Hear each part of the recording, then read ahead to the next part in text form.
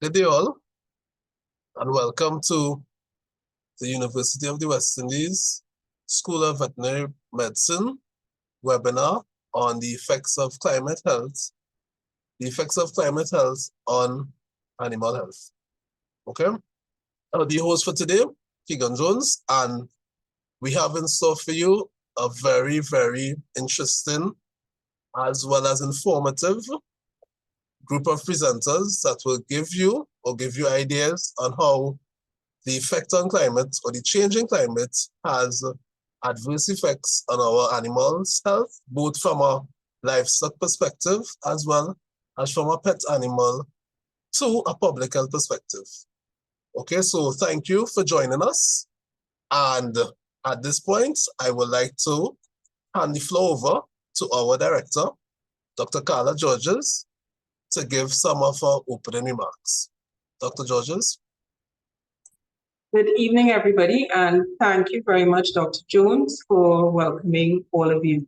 I just want to reiterate that this webinar is the first one, which will be in a series of webinars over the next of the upcoming year, where the School of Veterinary Medicine will highlight our research and our contribution to the national good, and of course inform people on hot topics. So one of the hot topics that we know that's currently existing is that of climate change.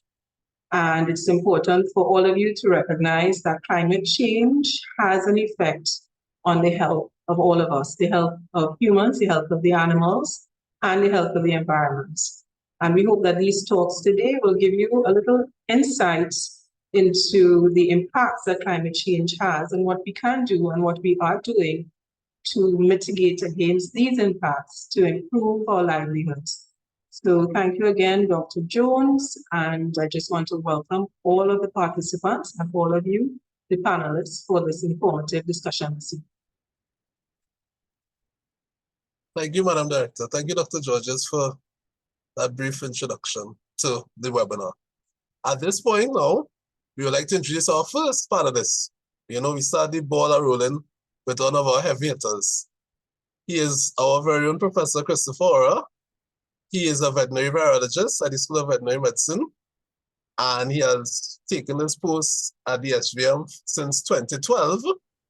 And his work is really looking at One Health, and now how One Health will have an effect on climate change. He's one of the lead researchers actually in the School of Veterinary Medicine and in the wider University of West Indies.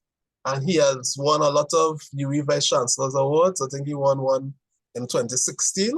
And subsequent to that, he won a couple of Principals Awards, if I'm not mistaken, in this inaugural Principal Research Award Day.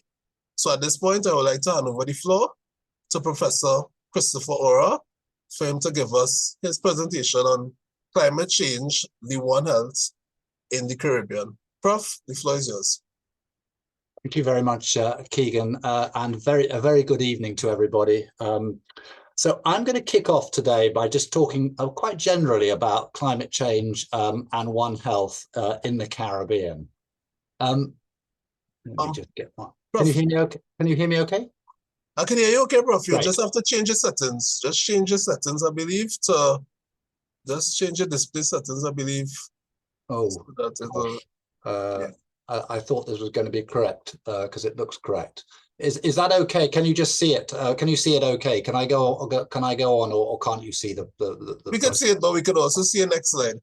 So if you switch it, maybe set up. Yes, now you're okay, Prof. Okay, great. Thank Sorry you, about that. So I'm going to be talking a little bit about the climate change related challenges that we face from an animal perspective. And that's going to include the importance of a link between climate change and health. And as was said earlier, that's the health of us humans, the health of our animals, and the health of our environment. Talk a little bit about the impacts of climate change on animal health and agriculture, and then talk a little about this concept called the One Health approach, which is an approach that we need to follow in order to address this problem. So We've all seen quotes, but this is a one that was a few years back. If we want to prevent the worst effects of climate change before it's too late, the time to act is now. Sadly, that was a few years ago because it was President Obama. And so we are behind. Clearly, you've seen these types of figures before, and I don't want to inundate you with depressing data, because I want you to come out of this seminar thinking at least we can do something and we need to do something ourselves. But the global temperature is rising dramatically.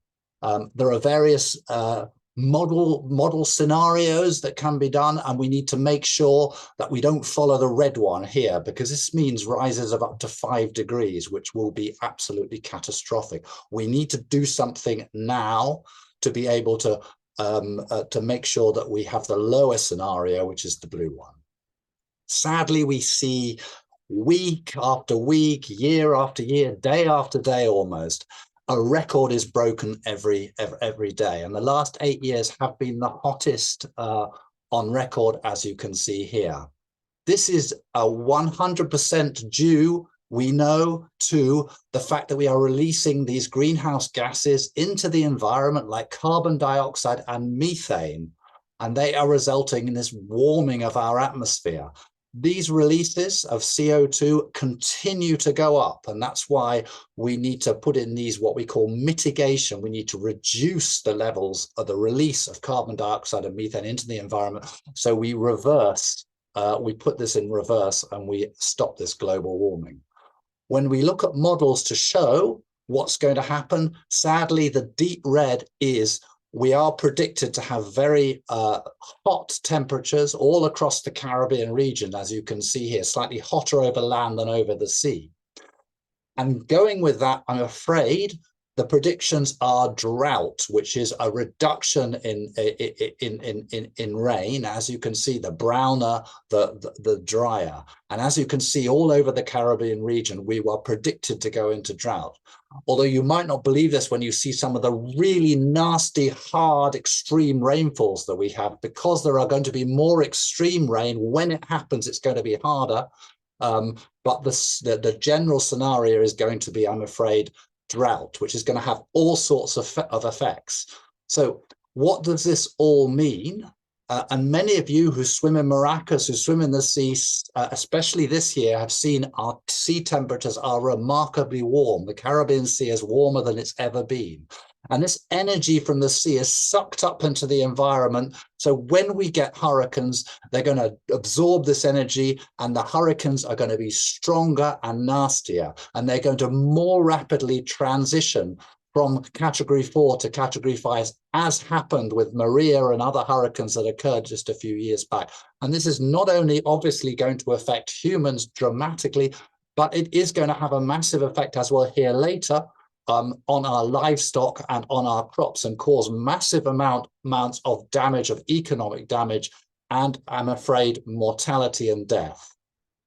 We have to think about other animals as well. We have to think of our coral reefs, which are living creatures. We have to, and sadly, this warming temperature, this warming sea is having a terrible effect on our coral, which is so critical, and it's causing this thing called coral bleaching, and that's basically, it's dying. The coral is dying, and this is having a massive effect on the ecosystems in our oceans, and of course is going to result in coral death, and is going to result in a serious effect on our tourism, because people come, our tourism is so critical, our coral reefs are so critical to our tourism.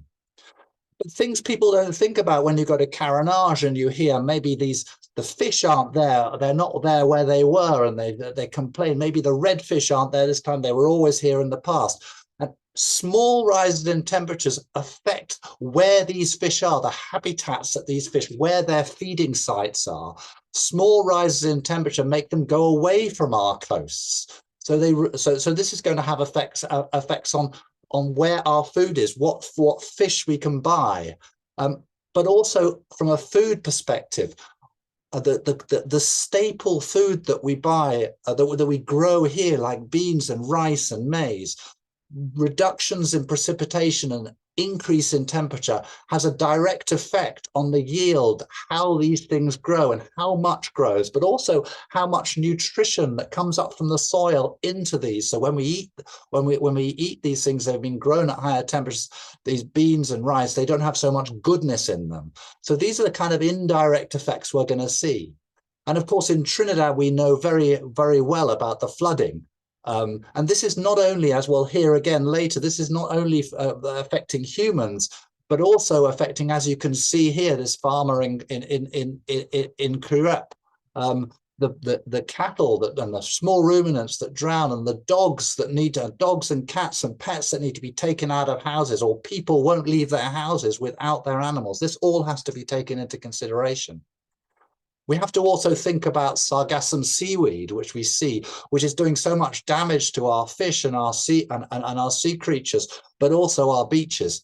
And we have to think, we don't just breathe this air, this Saharan dust. Our animals breathe it as well. And if any of you look out the window now, or just about now, I'm looking behind me now, there's a large amount of Saharan dust we have at the moment, which causes really severe respiratory disease.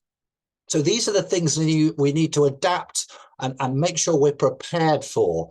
We're going to get proliferation of vectors which transmit disease. They proliferate and they carry more disease when the temperatures rise.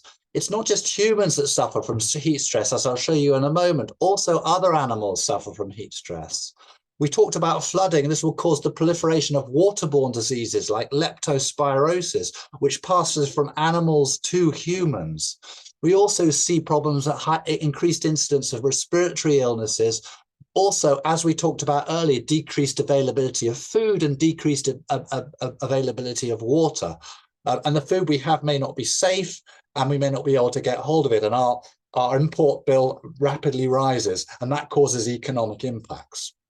I just wanted to show you this about the heat stress in cattle. As you can see here, as the temperatures rise, you go from no stress to mild stress to moderate stress to severe stress to danger. And this can happen in all animals. So in severe stress, you see respiratory rates going up, excessive salivation, significantly decreased production and reproductive performance, which is, of course, so critical to farmers. So we have to adapt to make sure we provide the kind of shade for these animals when these temperatures go up.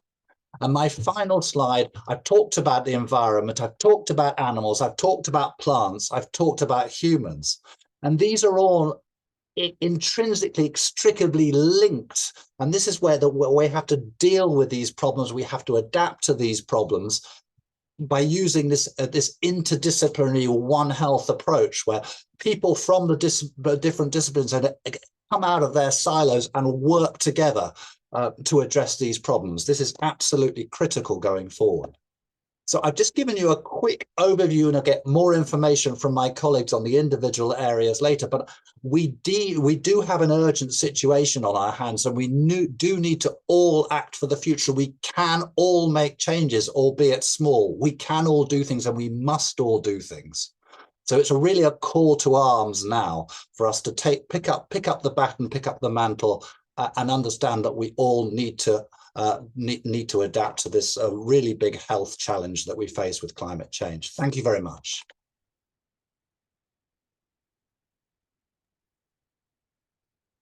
Thank you very much, Professor Oura, for your very brief and, invigorating speech or presentation on climate change and how it affects the environment, and giving you One Health perspective on climate change to this audience. I believe is a very fitting introduction where we can look at all the aspects that the climate will affect, and then from here we could further dive into the different parts of maybe veterinary medicine or maybe animal health that is further affected by the change of climate. So once again, Professor Oura, thank you.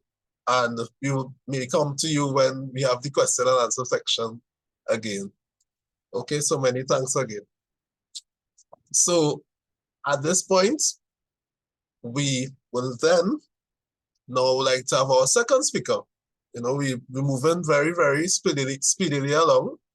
And our second speaker is Another heavy hitter in the University of the West Indies School of Veterinary Medicine with respect to research and publication, it is our very own director, Dr. Karla Georges. Dr. Georges has been our director, or has been the director for the School of Veterinary Medicine since 2018. She's very passionate about veterinary medicine and veterinary education in the region. Okay, her research area spans from veterinary public health and food safety. And the current project actually look at epidemiology of new and re-emerging diseases with specific reference to modeling the risk of entry of African swine fever and classical swine fever. She also is very prominent in looking at investigating the epidemiology of antibiotic resistance in food production.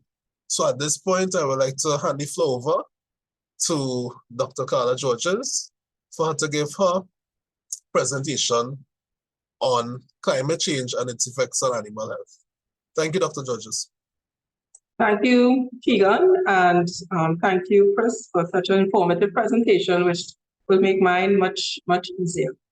So my presentation is on climate change and disaster risk reduction, and I have to thank Jennifer Pradell, Patricia Bedford, and Laura also, who assist to really put these slides together for part of this whole big project, which is currently underway in the Caribbean. So my presentation is on a regional response to natural disasters of volcanic origin and the effects of climate change on disasters and what we can do for disaster risk reduction or mitigation. As you know, the Caribbean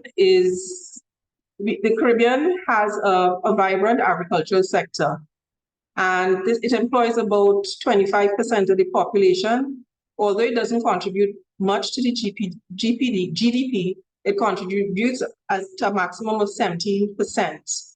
It's basically involved for economic growth and, of course, our local export markets.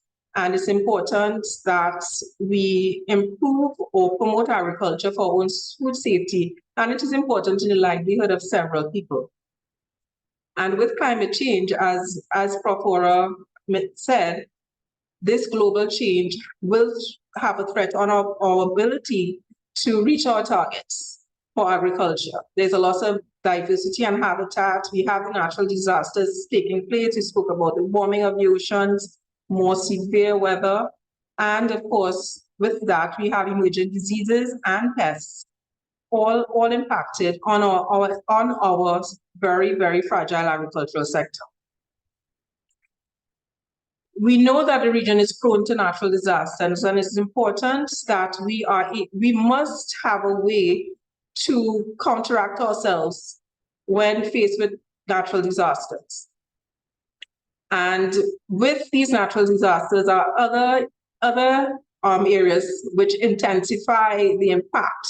We have the movement of people through tourism. Our performance and our health infrastructures is very, very fragile. So on top of these disasters and the tsunamis and the earthquakes and the volcanoes, we have to have a way to recover from these and at the same time preserve our agricultural sector.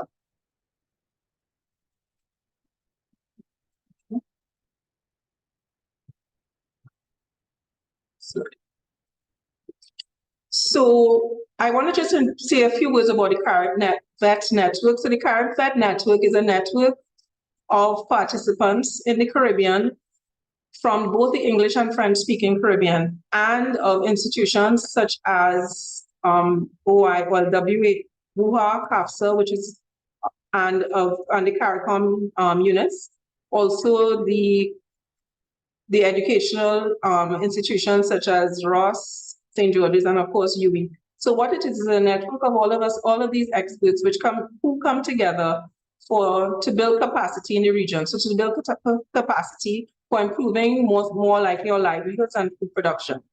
And we look at disease surveillance, research, and looking at a One Health approach.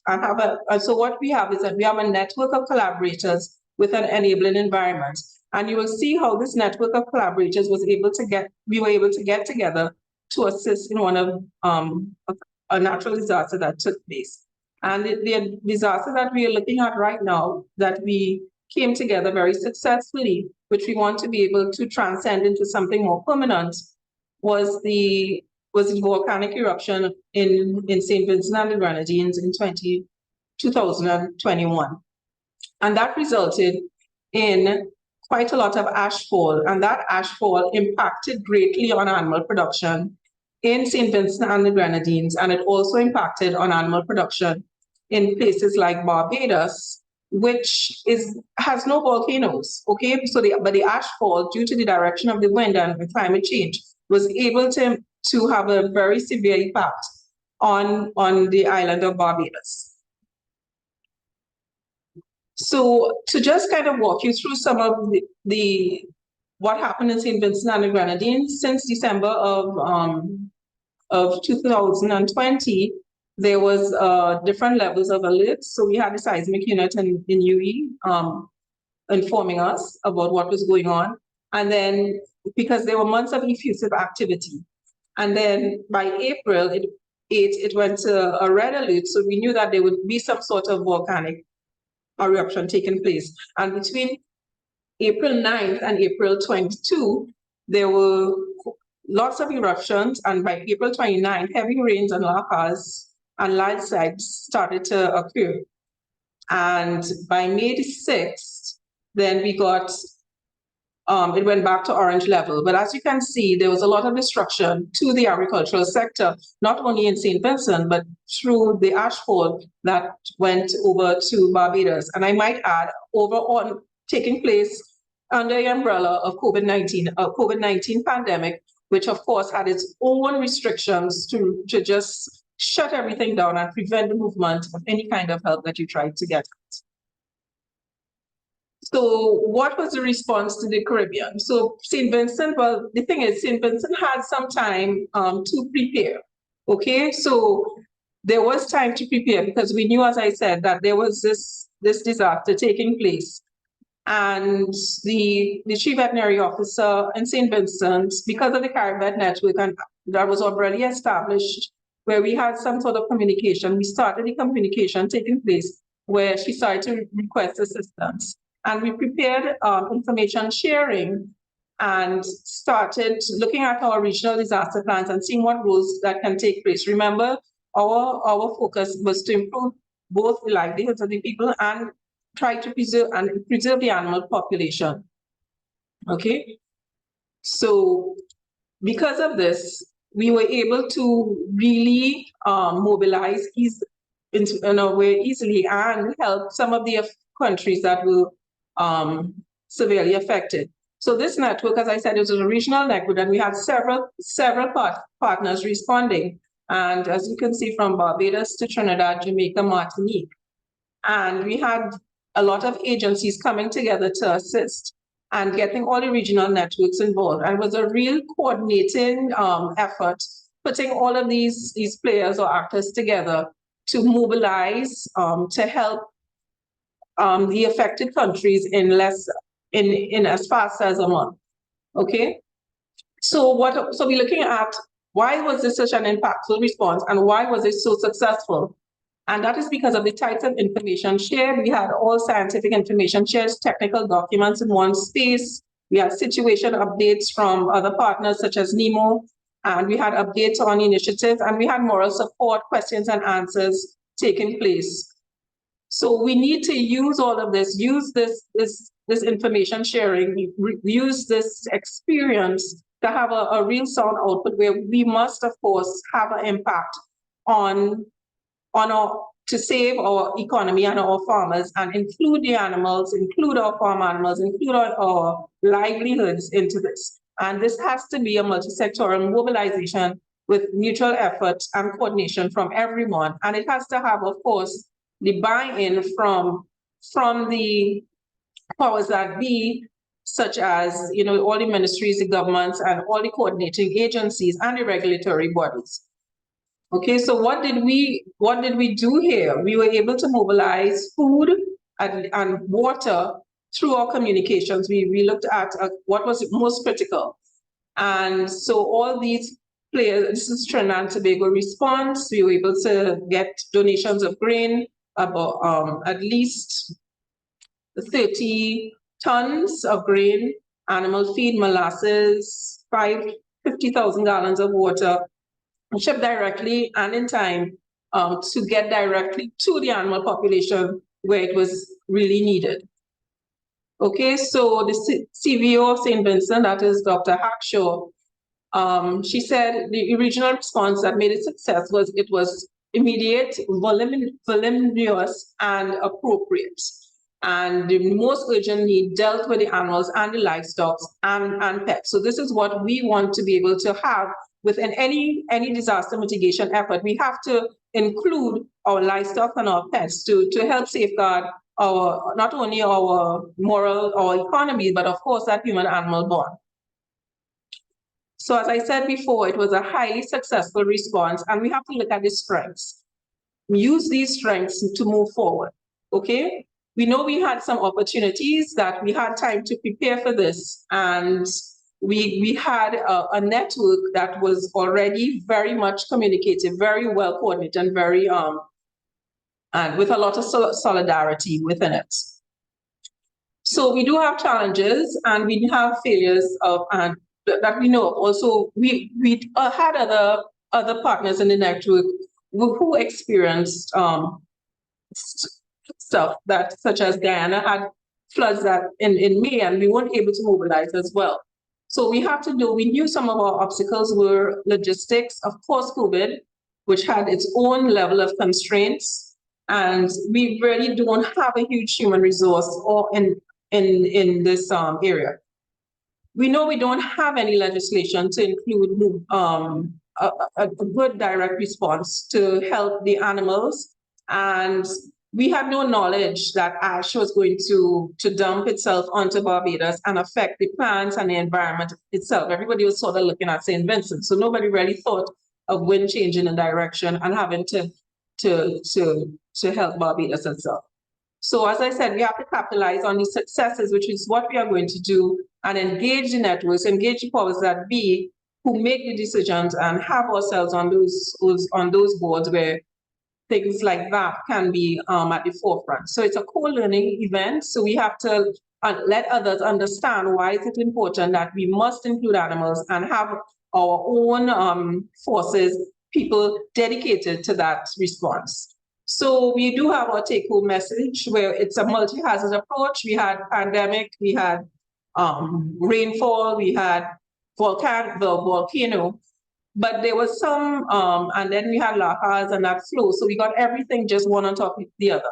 So we have to know the importance. We understand the importance of a cross-sectoral, and Professor Oura spoke of that, One Health approach, where we are able to have disaster risk reduction and mitigation in all the phases. And we have to look at a emphasis on prevention and preparedness, and give higher priority to regional cooperation, which is there in a sense for the human responding to the human crisis.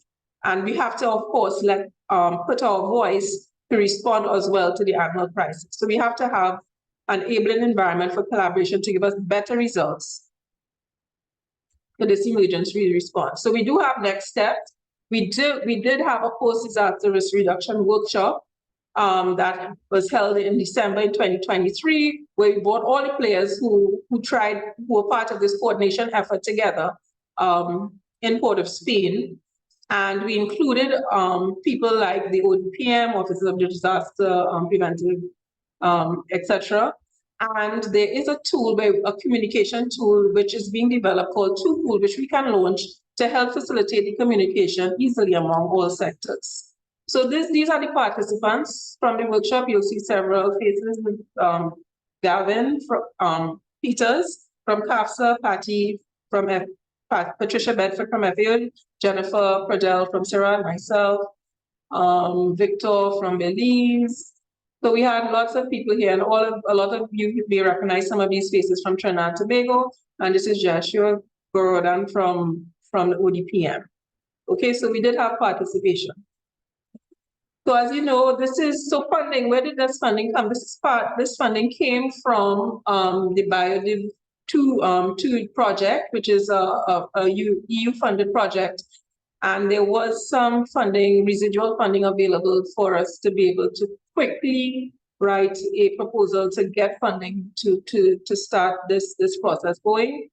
And we have to make sure we complete this cycle, which is the management cycles, preparedness, response, recovery, again, and prevention. Okay, so this is where we are right now, where we are trying to make sure that we get ourselves part of that coordinating process and analyzing our success and to move forward to make sure that this is something that is like the back of your hand, where nobody wants to fight you down to include animals in any disaster risk response.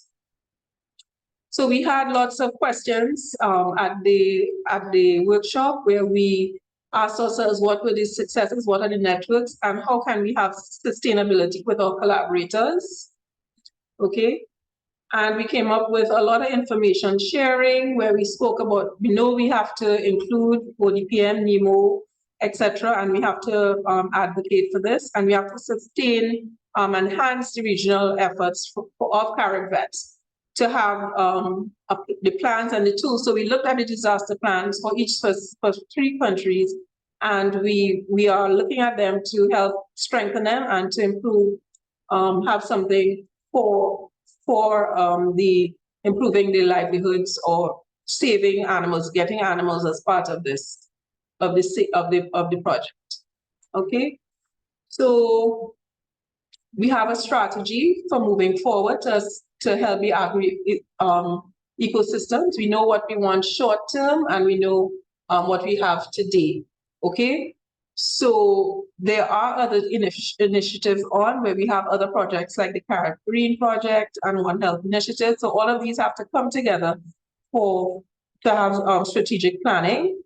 And we understand that this is a long-term effort, which will take a lot of energy and time. And we do have a commitment from the ODPM right now to have a member of CARIVET. So out of this, to have a member of CARIVET at least present to the team to help change or include the animal effort.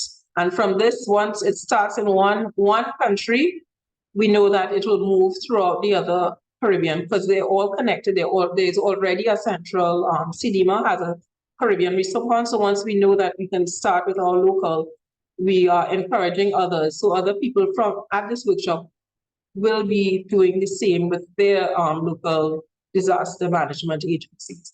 So of course, I want to thank Jennifer and Patty for putting this together. Some of this was presented at a regional One Health workshop that took place, virtual seminar that took place a few weeks ago. Okay, so this is the end of my presentation, and I just want to thank everybody, and we'll be calling out for all of you to assist as we move forward with advocating for animal and of course plants in any disaster response efforts. That's it. Thank you, Dr. Georges, for that very, very noteworthy contribution, especially because most of the time when you think about disasters, everyone only considers maybe human life and property, but never thinks about it from the perspective of animal life and further than just pet life to livestock, because livestock, other than being the livelihoods of the farmers, because I'm a major farmer enthusiast, it also has maybe dampening effects on rural communities. So it's very, very good that at least in this webinar, we can shed some light on it and show, especially in our small island developing countries, that it is actually necessary at this point. So again, thank you for sharing that, and again, putting out the comments or your sentiments, which is to have the volunteerism or even to have persons actively involved in this form of veterinary work, which is actually a branch of veterinary medicine. Okay, so thank you again, Dr. Georges. So at this time, we will tend to shift a bit, not from the perspective of public health, but to a younger presenter. So we'll have our youngest presenter for the day. His name is Dr. Christian Paul, and he is presently a teaching assistant at the School of Veterinary Medicine. He graduated from the SVM at 2019. He has a very, very large interest in public health, especially meat inspection, and he hopes one day to have a career in becoming a full-fledged public health veterinarian.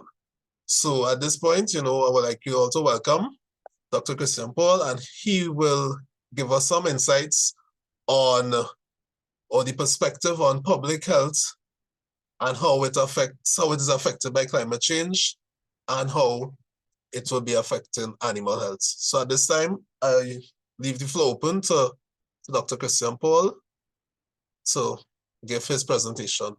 Take it over, Christian. Thank you so much, Dr. Jones. Let me just pull up the presentation here.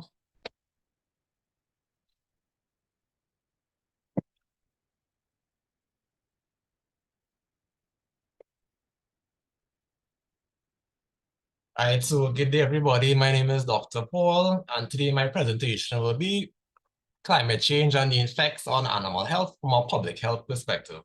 We don't have a lot of time, so let's get right into it.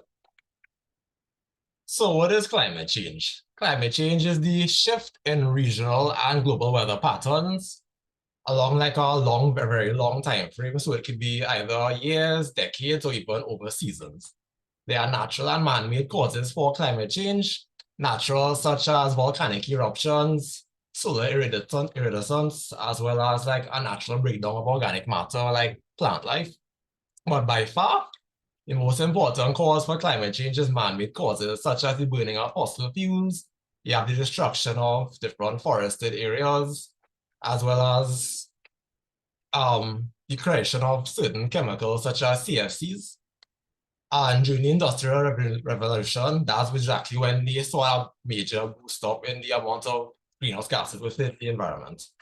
So I want to emphasize that the greenhouse effect is actually needed for life to survive on Earth.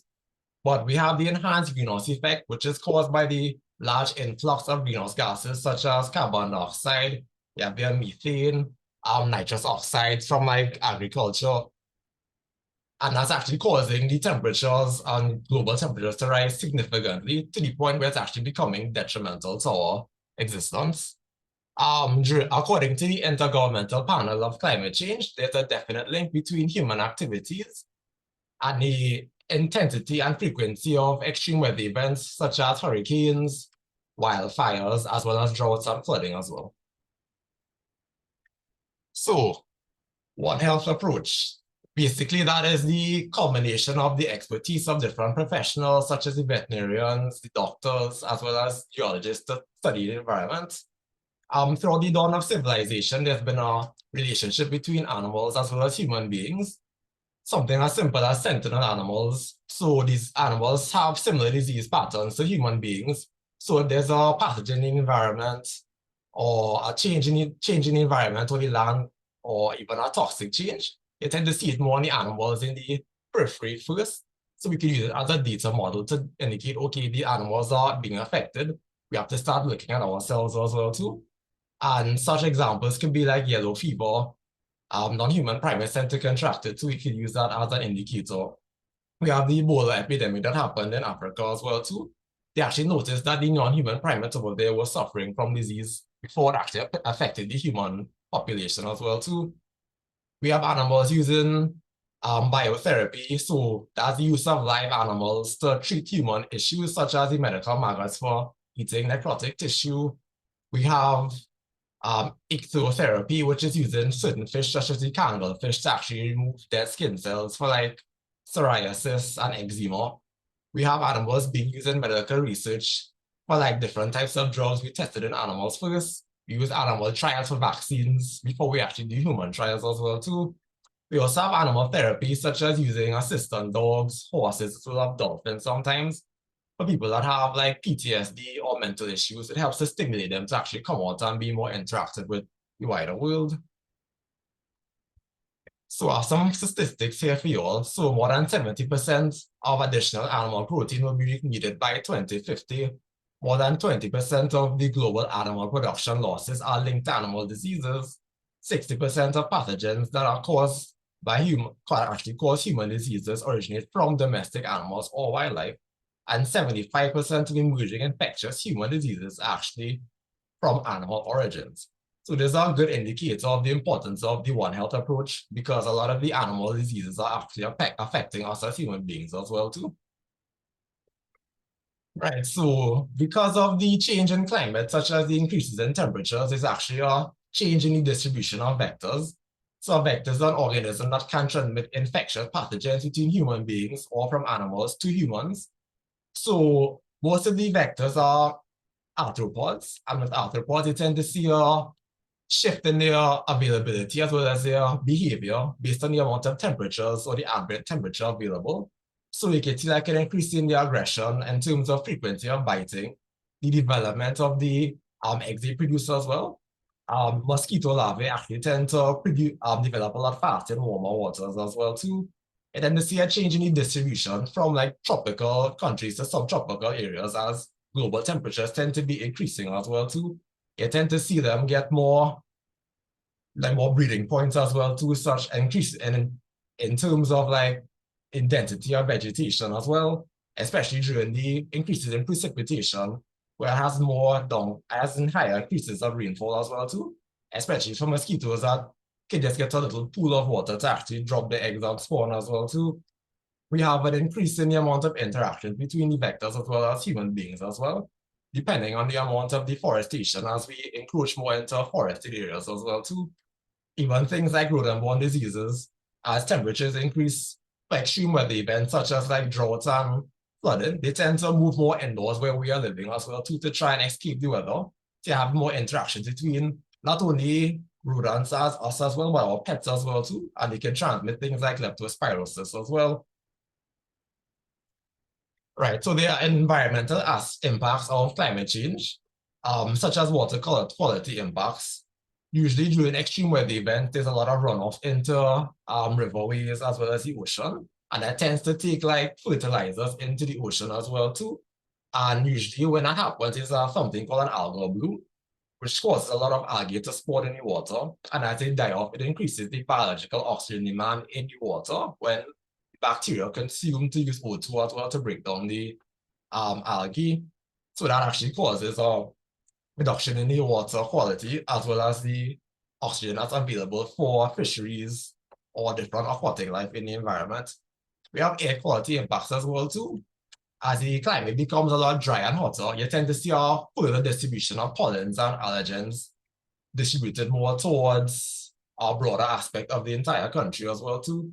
Especially in the States, they tend to see like a 70% amount of individuals have an increase of being affected by like hay fever as well too. Especially during factories that producing a lot of smog and spill off from their factories. So you tend to see like more denser air as well as like increases in respiratory problems and cardiovascular issues, especially around countries like China that has a very booming industrialization. And other things such as the melting ice caps as well too. Not only the global temperature warming, the global ocean temperatures are getting hotter as well too. So you tend to see a reduction in the amount of available ice, and it affects species such as the polar bears who have to swim further for more, actually go a lot further to catch the next meal. So you see a lot of them losing body condition as they attempt to use a lot more energy to find prey species that are just more distributed and not enough land to actually walk and have to use more energy to swim as well too. There's longer wildfire seasons as well too. Some images here such as the California fires that was devastating to the forests areas as well as the local wildlife as well too. And all these things funnel into more carbon dioxide being introduced into the environment as well. There's rising sea levels as well too, so coastal areas tend to be affected in this regard as well too. You're seeing more drought and heat waves occurring as temperature increases as well too. That actually impacts the amount of available water, like potable water for us as well. You tend to see it more in like underdeveloped countries, but it can affect us as well too. So there's agricultural impacts as well too, either directly because of the effect of the intensity of the heat, the availability of water, as well as the lack of extra nutrients in the soil as well too, because as CO2 levels increase in the environment, it tends to affect the protein content of certain crops as well as the nutrient density. It affects livestock as well too. Heat stress tends to cause like a reduction in availability of the animal to fight diseases, to put on certain amounts of weight, as well as be able to fend off or produce milk as well too. Actually, you tend to see an increase in the amount of veterinarian call-outs to said farms to actually treat the animals, which comes at a cost to the farmer as well too. So in terms like that, we tend to see like, which farmers can't give like dewormers and stuff by themselves, but if the cost increase, they will tend to try to do it on their own as well, which isn't bad if you just deworm the animal, but sometimes they can't actually give like too much of the dewormer as well too. So you tend to see like an increase in the amount of endoparasite burdens as well as a resistance to the different anti-helminthics that would affect the animals as well too. There's impact on fisheries as well too. As the CO2 levels increase, the ability of the ocean to absorb certain amounts of oxygen decreases as well too. So in addition to the algal bloom, as well as the reduced ability of the ocean to store oxygen, and then they see like certain dead zones in the ocean as well, especially for species that can actively move away from certain areas that have a decrease in the amount of oxygen, as well as it increases the pH of the water, as well as the carbon dioxide tends to dissolve in the water.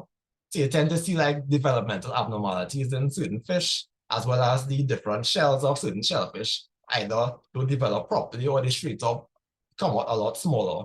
So as a fisherman, as well as global temperatures increase, they tend to swim further out north to try and find some cooler waters. So that leads the fishermen to actually having to be able to go out a lot further to catch fish. Some of the fish might be a lot smaller, especially shellfish as well too. So that might cause him to actually have to up his price to actually keep up with the changes in the amount of fish available, as well as the gas he might have to spend to go out further into the ocean as well too. Not to mention there's also a safety problem as you swim as you go further away from the shores as well too. Right, responding to climate change. So what are we actually doing about climate change? So first off, there's two ways we can actually deal with the climate, which is mitigation. And this seeks to help us to remove as much greenhouse gases as possible, or at least try to stabilize the greenhouse gases currently in the environment. So the way we can do this is via clean energy, such as the solar energy or wind energy, or even hydroelectricity as well too. That will actually reduce our emissions from generating energy from burning fossil fuels, as well as burning fossil fuels to actually produce in our factories and environments as well too for energy production. So another way we could actually adapt to the changing climate is adaptation strategies. And that's basically, okay, so right now we're feeling the effects of climate change. What can we do to help cushion the impact? So right now, local governments are putting action plans in place to deal with different things like drought and flooding. There's actually things like the Paris Agreement that actually try to get countries to shift to going completely green by around 2050.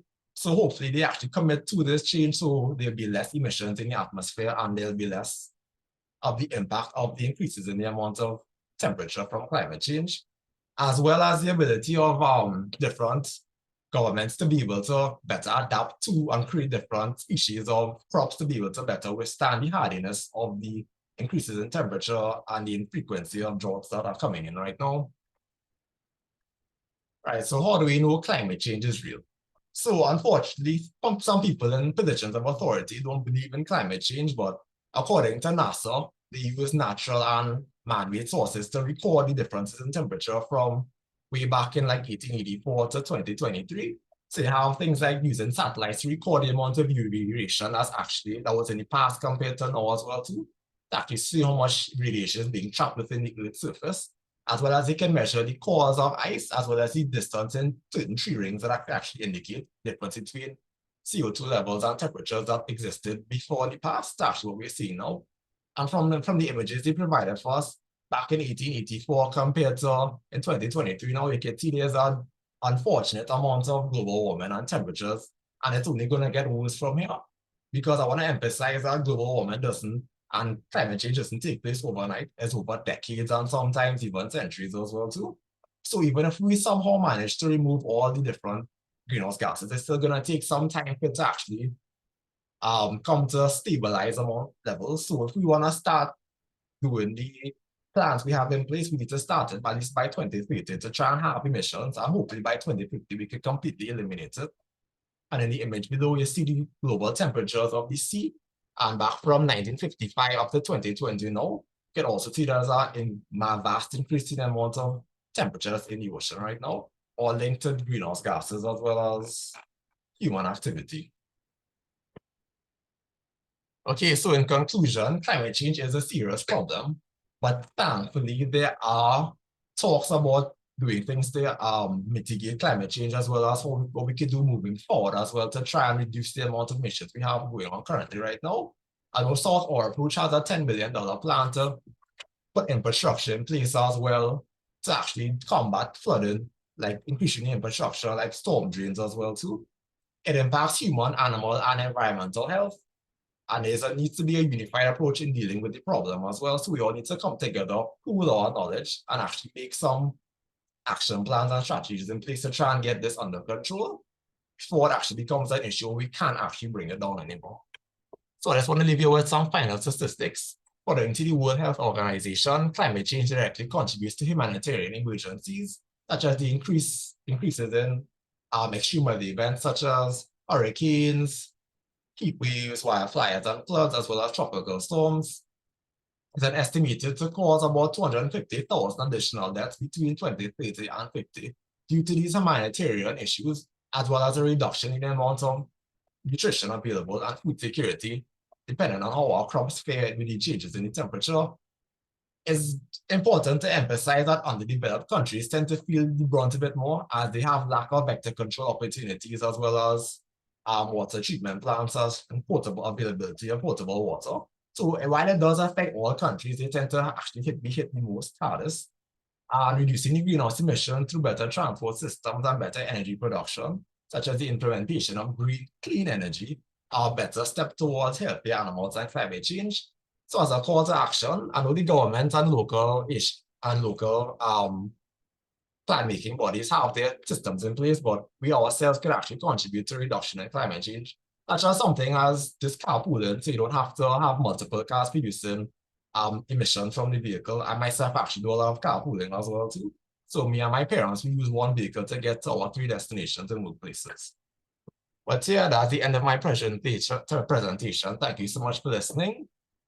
And I will see you all in the question and answer section.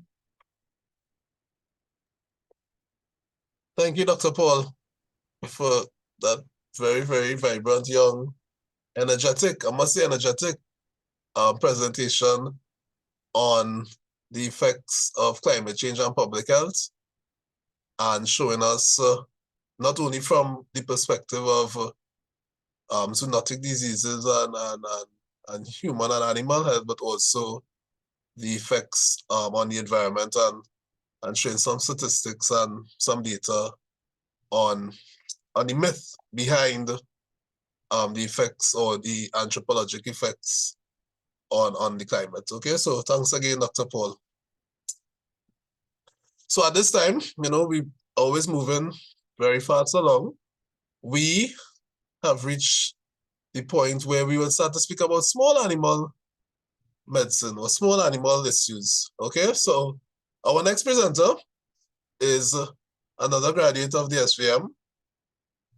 She further went on to do a master's in higher education. She was very, very ambitious. And subsequent to that, she did a doctoral degree in comparative biomedical sciences. Subsequent to her doctoral degree, she did a residency and further became a board certified veterinary nutritionist. And she returned, a woman of the soil. She returned back to the SVM to add and to give back to the UE as well as to Trinidad and Tobago.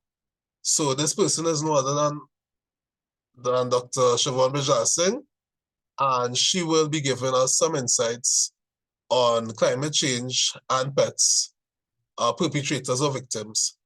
So, Dr. Bridglalsingh, I hand over the floor to you. Thank you. Thank you, Dr. Jones. I'm just gonna get to my presentation.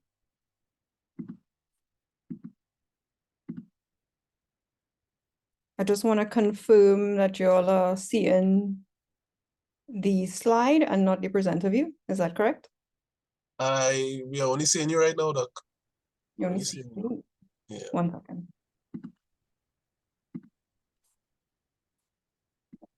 How's this? Is that better? You will have to do the same thing like that. Yeah, you have to change the format. Yeah. 1 second. Take your time. Mhm.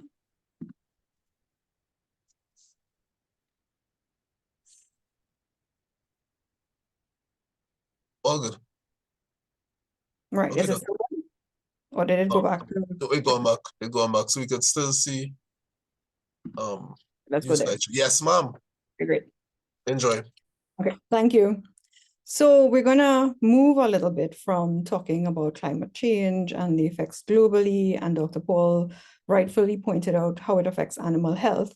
What we're going to do is talk a little bit more about small animals, so companion animals, dogs and cats. We're going to talk about how to help them as they deal with the increase in temperature, environmental temperature. But what I also want to focus on towards the end is how they may actually be contributing to the problem, and that is obviously much less talked about. So Prof. Oura, as well as Dr. Paul, mentioned heat stress. That heat stress and heat cramps are more of human terms. What we have with our pet animals as they deal with the increase in temperature, the increase in environmental temperature and the hotter surroundings, is actually heat exhaustion and heat stroke. Heat exhaustion, which is a milder form of the heat-related illness in dogs and cats, is still important enough that you have to seek veterinary attention right away. But it is manifested as signs such as signs associated with dehydration, such as sunken eyes, dry mouth. You can even have signs as severe as excessive panting and disorientation. But when you move on to heat stroke, these signs are exacerbated, but you also have things like collapse, you have seizures, loss of consciousness, and the temperature of an animal that is experiencing heat stroke goes up so much that they could die if treatment is not instituted promptly. In cats, heat exhaustion and heat stroke are very similar. However, in the early stages, you find that a cat will actually seek out a cooler area and try to get themselves in a safer environment and prevent overheating. And they also become very agitated and restless. So if you are a vigilant owner, you can tell the signs of heat stress or the beginning, heat exhaustion, sorry, in cats very early on, because they also seem like they want to run away from you or they're trying to protect themselves. And so when we talk about dogs and cats in general, there are certain features of these animals that we can address right away or recognize right away as risk factors. So when we look at breeds, for example, we have short snout dogs, for example, bulldogs, and cats with shortened faces like the Persian breed. And the reason they are not able to cool themselves efficiently is because they have the actual structure of their respiratory tract. This is similar to dogs, while it is not a breed issue, but it may be just the structure of that animal. When their respiratory tract is a little bit abnormal or shortened, they also snore, and that indicates an airway problem. And because animals lose heat from their body by panting, animals that can't pant efficiently will not lose this heat and not be able to cool themselves and remain at risk. In keeping with that, animals that have abnormalities or degenerative changes, for example, aging or illness or specific heart conditions, are predisposed, as well as obesity, are predisposed because they are also not able to cool themselves and are not able to move about as efficiently to get themselves to a cooler place or get themselves cool. Then when we focus on other aspects, for example, environment, there's certain things we need to consider. So pets that are forced to be in a cage or a hot room or some sort of confinement are unable to find a cooler place for themselves, and therefore they're forced to be exposed to overheating. pets which have lived in temperate countries and have moved to the tropical environment need to acclimatize to this environment. And during that period of acclimatization, they may be predisposed to heat exhaustion, especially in worst case, heat stroke. And so we have to either give them time to acclimatize, being aware of the situation, or if they fail to acclimatize, we may have to institute other measures like putting them in rooms that have been fitted with air conditioned units so that they can survive the temperature now that they've migrated. And then a final point to note is that a pet that has had an episode of heat stroke before is higher risk and likely to have another episode of overheating, even with lesser heat than being exposed to the first time. So now that we talked about exactly how the structure of the dog's face and their behavior might get them overheated, as pet owners and veterinarians, what we want to do is implement preventative mechanisms to protect them. Some of these are similar between dogs and cats. For example, with cats and dogs, you do need to provide shade and plenty of clean, cool water. You want to make sure and avoid unnecessary travel by putting them into hot cars. And you also want to make sure that you never leave them in a closed vehicle. If you leave them in a closed vehicle, they will definitely overheat. You have to make sure there's ventilation. This does not mean putting the windows down. If you put them in a car with the windows down and you cannot ensure that there's ventilation, they may still overheat, and you definitely should never leave them unattended. So with dogs, you have some leeway that you don't have with, where you can't have with cats. Dogs are typically walked. So what you can do is make sure they walk when the time is cooler. You do need to be aware of the ground temperature, especially if you walk them in the evening or late afternoon, because they would have still been exposed, or the ground, sorry, would have still been exposed to the sun during that daytime, and the ground tends to retain heat. And because animals generally are closer to the ground, they get that heat radiating back to them. And so you do need to be aware of the ground temperature, even if the environment seems to be cooler because it's late afternoon. And then the other thing that you want to consider is clipping their hair to make sure that any breeze that covers their body can allow cooling, and then supervised water play. You want to be able to keep the animals cool while at the same time making sure you don't endanger them by, for example, drowning. So as I mentioned with cats, there's a lot of similarities. You want to make sure they have clean, cool water. You want to be able to provide shade. As I mentioned before, cats will seek shade on their own to keep themselves cool. So you want to make sure that's available. You want to make sure there's no unnecessary travel. Never leave them in the car as long as you can help it. Even if you leave them with the windows down, they're still at risk of overheating because there must be ventilation. And then in terms of a behavior of a cat, we don't typically walk cats, so we don't need to worry about the cooler days to be able to walk them at cooler parts of the day, but we do watch the rooms that we have them in. We want it to be a well-ventilated room, or we want it to be a room that has an air-conditioned unit. The other thing is there are not many cats I know of, at least, that will take water games or water entertainment. So we do have to stay away from trying to dip the cats in tubs. So we do rely more so on cooling the air, which is by fans or air conditions. And the other thing in terms of rooms that we need to focus on in cats is that they have a tendency, especially our outdoor cats, to get caught in sheds, garages, and greenhouses if we have them. So it's fine if you go in there with your pet and they hang out with you, but once you leave and you're going to close that door and have it as a hot enclosure, then you do need to make sure they are out of that room. So this is where I present a little bit of a different perspective. We do need to consider the ambient temperature and how we protect our animals from that increased heat, but we also need to look at the environmental cost of pet ownership. And one of these things that have come up recently is the influence or the contribution of the pet food industry as contributing negatively to climate change. And so there is a recent discussion started in the last couple of years about the environmental paw print, which is likened to the carbon footprint that is as a result of the actions of human beings. And some data was collected in the United Kingdom where they actually looked at the production of carbon dioxide of an owned pet, seeing that it was up to 64 million tons of carbon dioxide per year, which matched the carbon dioxide production of over 13 million cars. And as a result of this, they instituted more research to start to look at the climate or the impact of climate of pet ownership on climate change.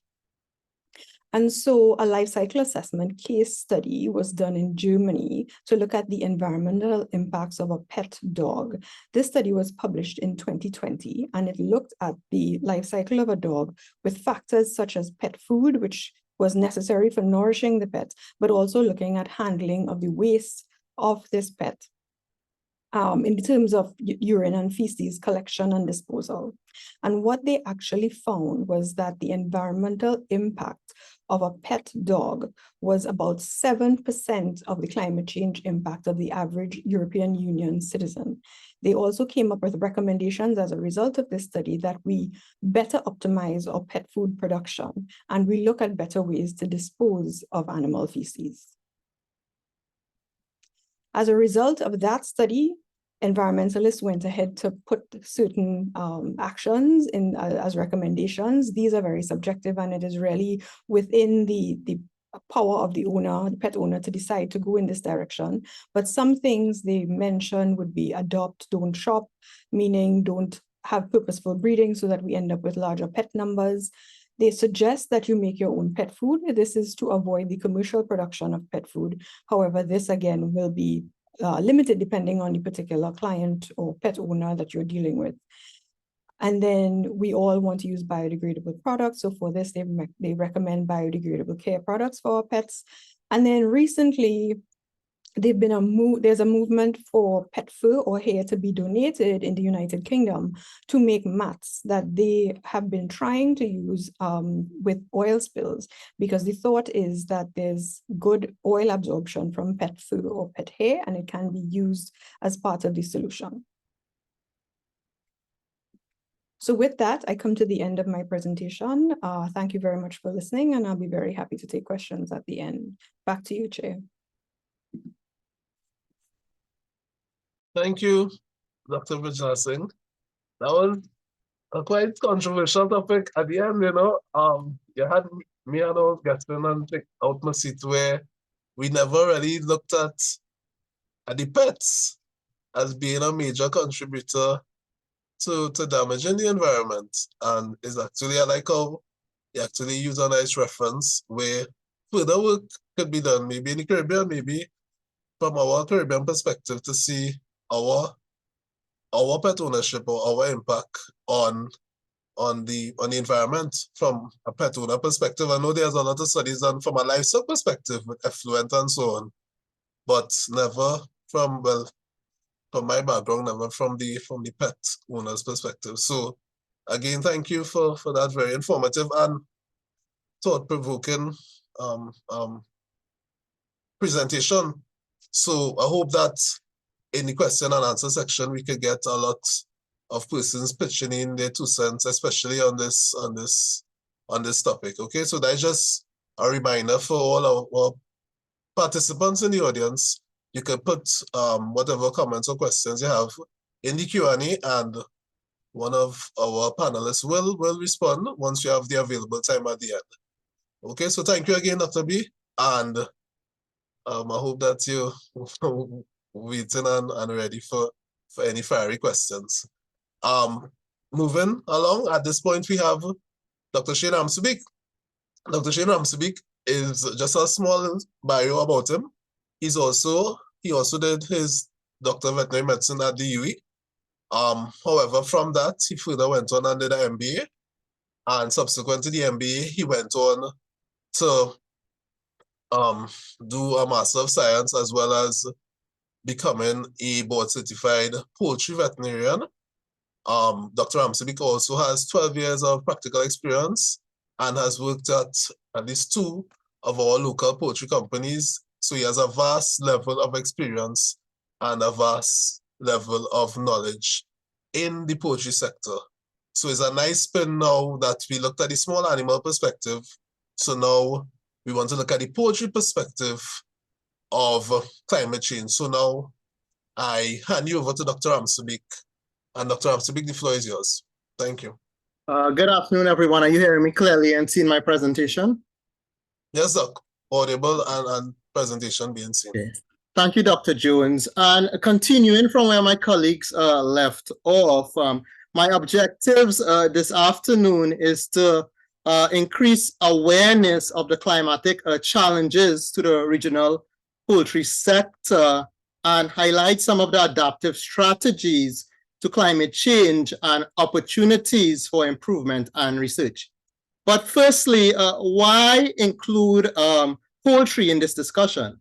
Well, poultry plays an important economic, nutritional, and social cultural role in the livelihood of most households in the Caribbean, as it's the most consumed animal protein, most affordable, available, and culturally accepted.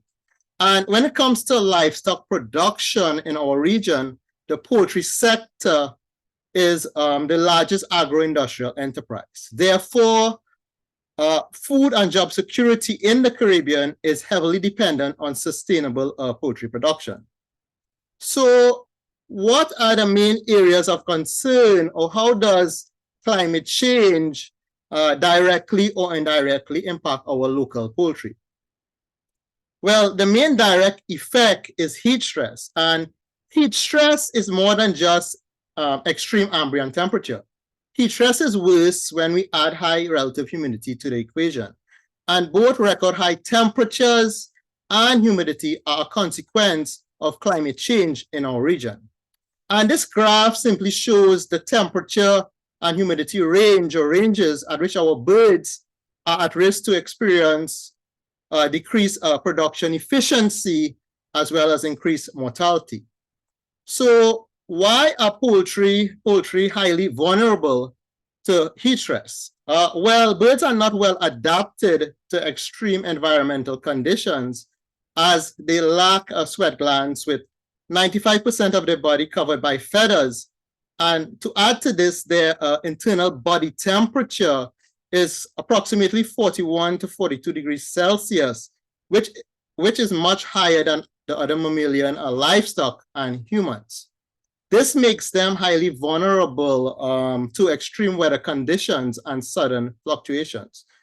Moreover, understand that heat stress is a worldwide problem in poultry production, especially in our highly productive commercial genetic lines. So how do our birds respond to heat stress?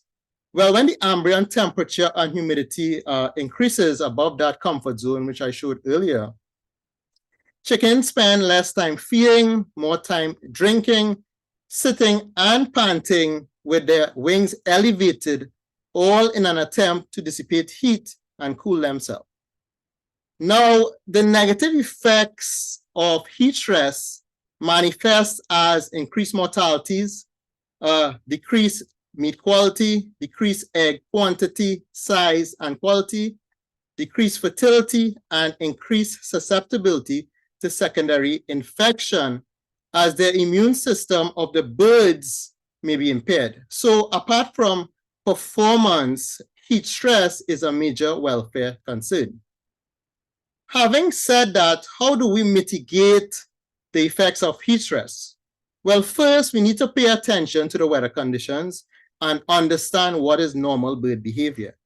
And the approach needs to be proactive rather than reactive, meaning prevention is better than cure. And successful strategies focus both on environmental control and control of the physiologic and metabolic processes taking place in the bird. Now, starting with environmental management, I've listed numerous strategies used to reduce the negative effect of heat stress. And many of these strategies are implemented simultaneously based on the production system and available resources.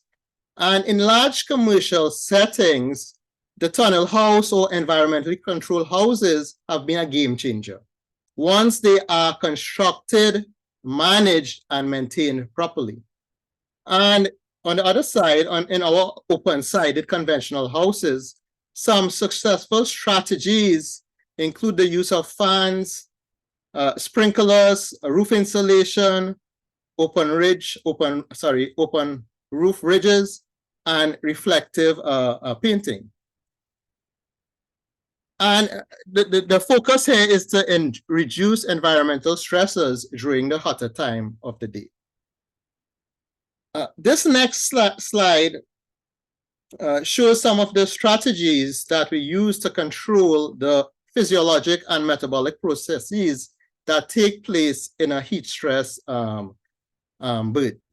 And if anyone needs any further guidance or help in developing or fine-tuning their heat stress strategies, you can email me and I will be happy to assist.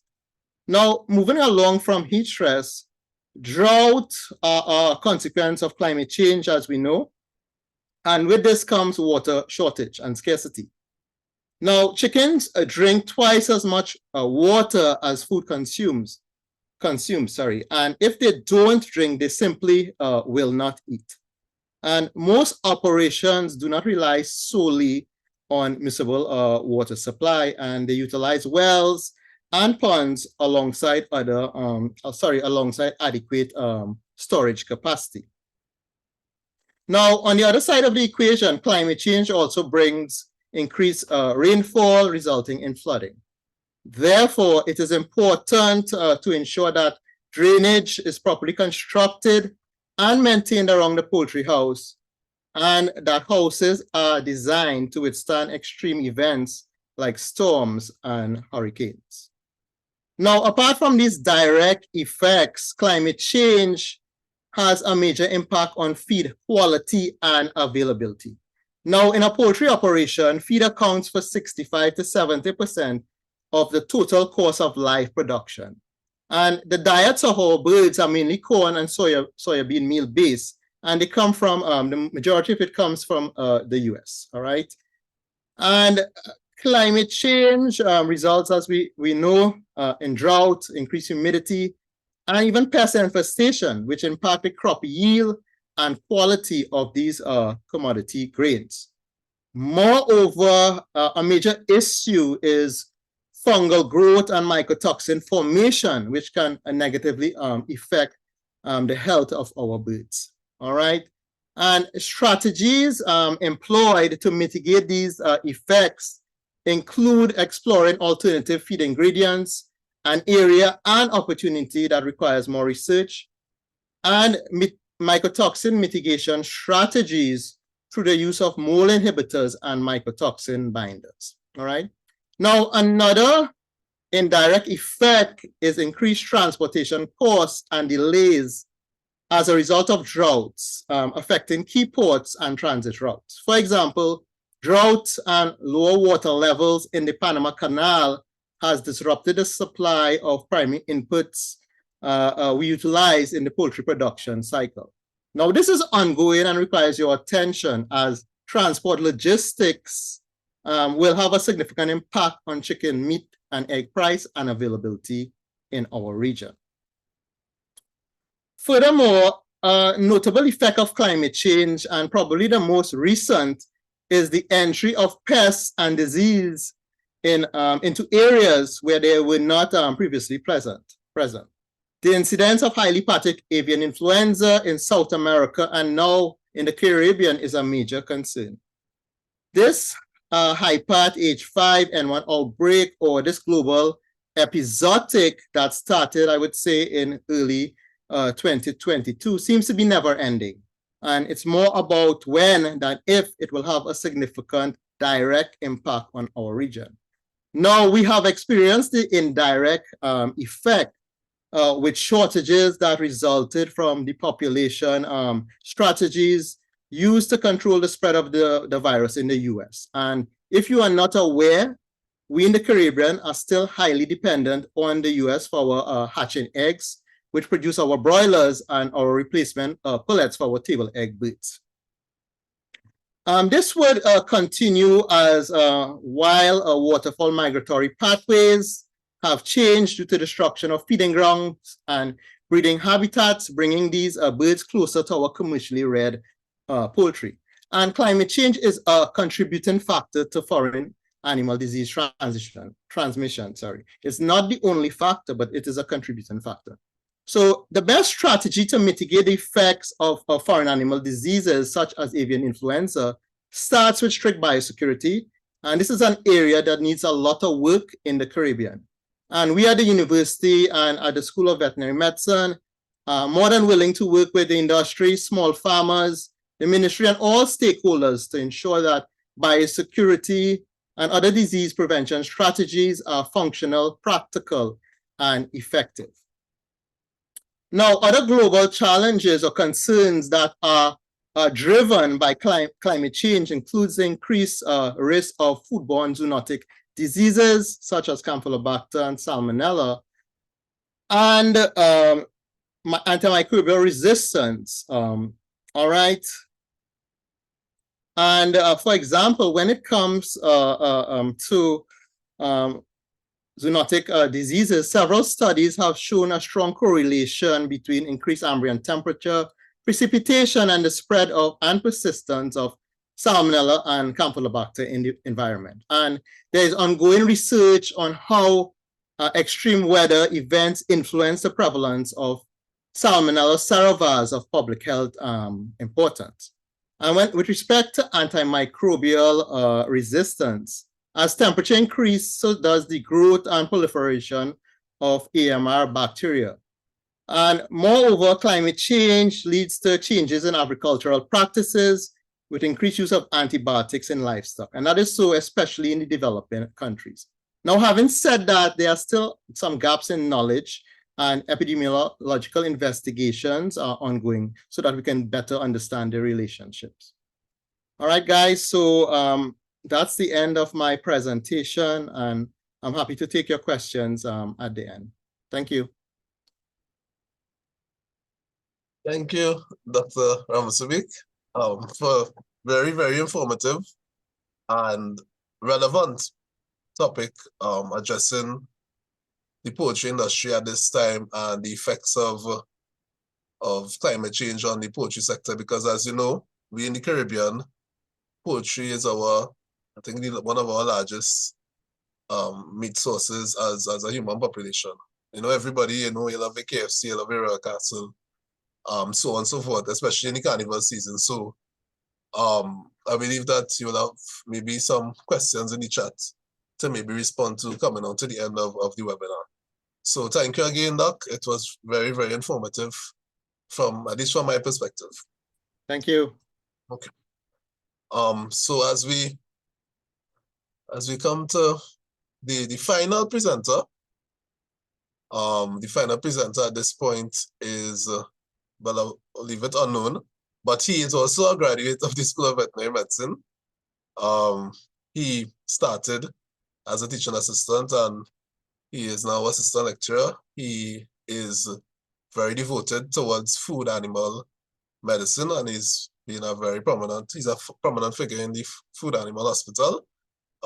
He did a master's degree in livestock health and production at the University of London, and also has completed certificate programs in teaching and learning at the University of the West Indies. His interest is really into improving the challenges that small ruminant farmers face, as well as what small ruminant practitioners would face. Okay, so at this point, I would now hand you over to Dr. Marc Driscoll, who will close us off on looking at the impacts and the mitigation of climate change on domestic livestock in the tropics. So Dr. Driscoll, the floor is now yours. Thank you, Chair. Just confirming that you can hear me clearly. I can hear you clearly, and I can see your PowerPoint presentation, Doc. All right, wonderful. So thank you very much. And again, thanks everyone for having me here. As the last speaker, my job is pretty easy now because a lot of people have said a lot of what I had to say, but that's perfectly fine. It'll be a nice recap for us. So I'm speaking to you on climate change as it affects livestock. Just a quick plug, I was introduced to this font at a recent conference I went to. So for those fellow educators, it's a font that assists readability of people with varied learning issues and disabilities. So it's free, you can download it at opendyslexic.org, and this font is free to use for everyone, right? So the climate change discussion, again, it is not new, as was pointed out by quite a few people. I found it interesting that there were papers in 2010 discussing this theory of global warming. So we can clearly see 14 years later that the theory has turned into a crisis.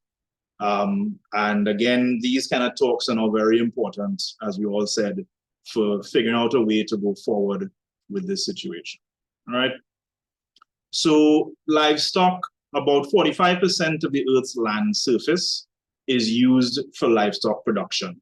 And a lot of that land, as it stands, is not really suitable for anything else other than livestock production. So notwithstanding the negative disasters, of course, like droughts and floods and so forth, just the general heating of the world is actually affecting even the existing land that we're using right now. So you're getting reduced quality and reduced quantity of a lot of the livestock products, meat, milk, eggs, all these things that we utilize this land space for.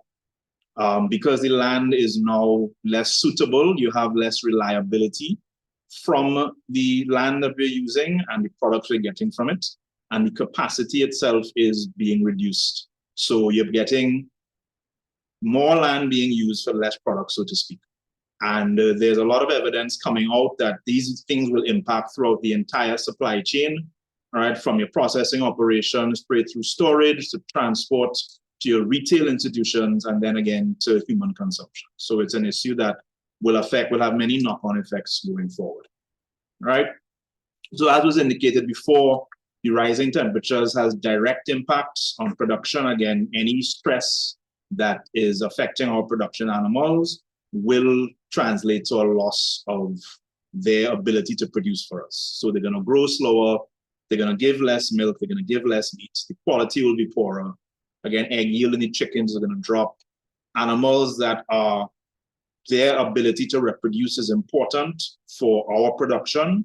You're going to get increased chance of infertility and subfertility, therefore affecting their performance. And then their immune system is going to be a bit compromised. So their ability to fight off these diseases now becomes an issue. Okay. Some indirect issues now, again, as was said before, with changing temperatures, changing climates, you have increased humidity, increased rainfall in some areas. You now have vectors that are moving into new areas. So places that were not experiencing certain vector-borne diseases are now going to be experiencing those diseases. You'll have some pathogens, bacteria, viruses, parasites that were never an issue in some parts of the world. Well, those parts of the world now being hotter and more humid, they're going to have issues there. And remember I said, you're having animals already showing reduced immunity. Now they're being exposed to pathogens they never saw before, which is further having a knock-on effect on their ability to function within this new climate. And of course, the climate is also affecting the availability of feed. Again, you have forage plants that may not be capable of producing as well or as high quality of forage for the animals. All right, a lot of cereal grains that are used to make concentrate feed, as was mentioned before, also becoming an issue. And the availability of water, while we're going to have increased rainfall, as was said, we're also going to have droughts. The water on the earth is going to be hotter, so animals may drink less. And that is going to have a lot more of an issue on our livestock. Okay. One of the biggest issues we have, though, is that from an economic perspective, it's usually your poorest and most vulnerable groups of farmers that are affected. So these subsistence farmers, people who literally living off of the land, they are the ones that are going to feel the brunt of this the most. Okay. And again, significant portion of the population is going to be negatively affected by climate change. And these are the ones that often don't have the resources to make some of the changes that are being recommended. Okay, so we have to be our brother and sisters keeper in moving forward with this situation. Okay. Now, again, taking a little bit of a slant as Dr. Bridglalsingh did, we cannot ignore the fact that livestock themselves do contribute somewhat to climate change. They are not the major source, but they are a major source of greenhouse gases. Estimated about 14.5% of the global emission of greenhouse gases comes from livestock production, ruminant production in particular, and large ruminants especially, just based on how they metabolize their feed. how their bodies work. So you do get methane and nitrous oxide being released. Again, using land, for livestock, you're going to get a certain degree of degradation of the land. Transport-related pollution, that is part of the factor as well. And land that is cleared for livestock production, forage production for livestock, you do have reduced biodiversity within this area. So when climate changes now, you have a larger tranche of your land now being similarly affected across the board, in that you don't have multiple species and multiple plants that may or may not be able to adjust to a changing climate, right?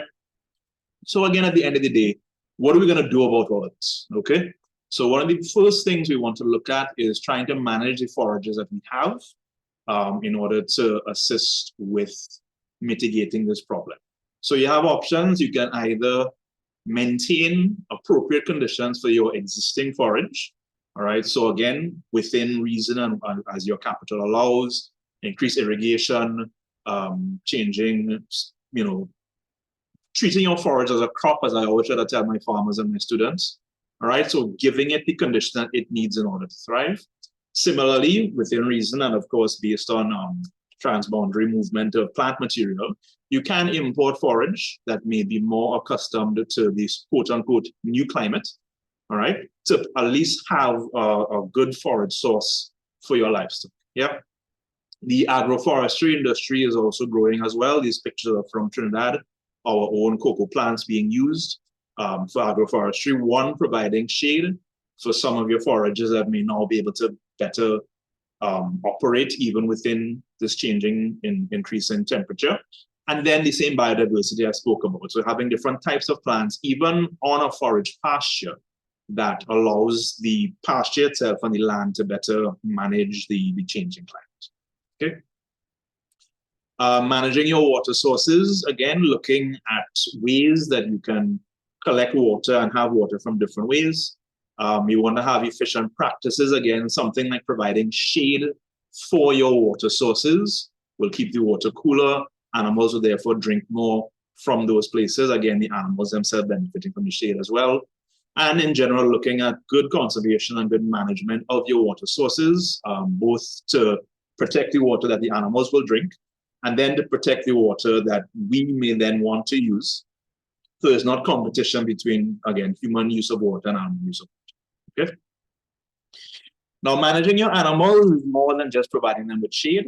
You do want to look at breeds and bringing in breeds that can better adapt to the climate. There are, of course, some physiological and genetic constraints in the individual animals. So a cow that is already accustomed to this climate, it will be difficult to create or force that cow to adapt to a new climate. But through management and mitigation methods related to breeding of animals and bringing in more climate tolerant breeds, you can over time develop breeds and crosses that may be able to adjust to our changing climate, right? Now, we spoke about the livestock themselves as a source of climate change challenges.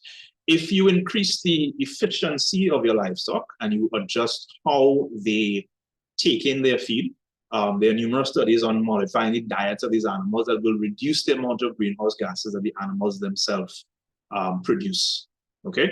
And again, with improved veterinary care, the more efficient your livestock animals are, the better they will produce and the less of a drain there will be on the existing and the shrinking resources as a result of climate change, right? So some other thoughts. Again, you do have these extreme climate change events occurring. So there was thought about perhaps providing insurance for farmers who are suffering from these conditions and these dramatic events. Again, you do need to consider what they can afford, what insurance companies can afford, but it's just food for thought. And of course, we need a lot more research into what exactly the farmers are dealing with on the ground right now. Okay, so Dr. Jones and I are part of a research project where we're looking at the issues that farmers are facing. So if you have access to a smartphone, if you yourself are a sheep and goat farmer or you know a sheep and goat farmer, by all means, please scan the QR code or our host will put up a link in the chat to a survey where we are trying to find out exactly what are the issues that farmers are facing. part of it, of course, being climate change and those climate change mitigation factors, so that we can now work together, academics and everyone, to find a way for everything to work. Yeah. So just in closing, again, there's quite a lot of research out there. This article here was basically speaks to what I was talking about tonight. So feel free to have a look at it there.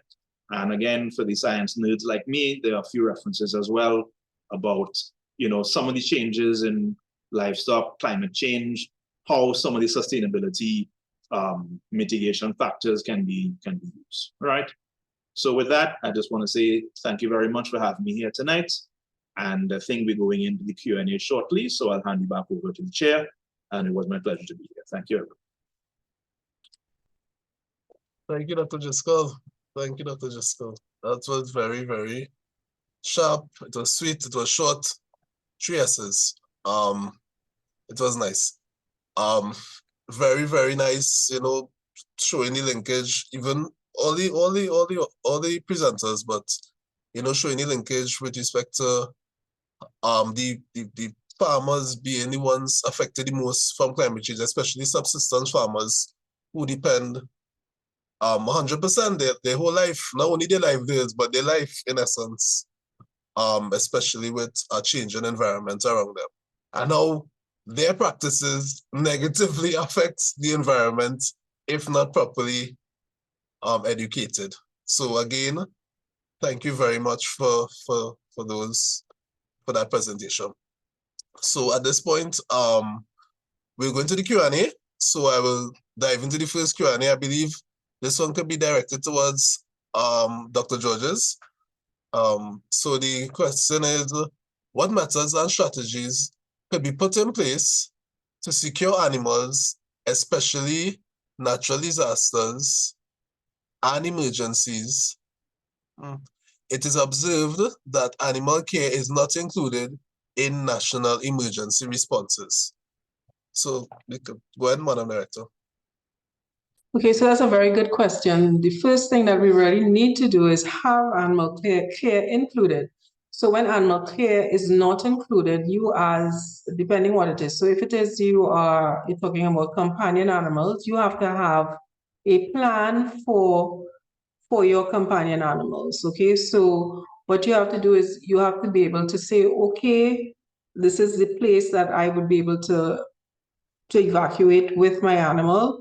I have to have the necessary food, the medications, and everything that is needed. So, but what we really want, we want to all lobby to and have in every national plan a designated space for shelter for companion animals as well as for humans. So if it's not included, it does depend on the citizens as a network to come together and lobby for something to be put in place. Okay.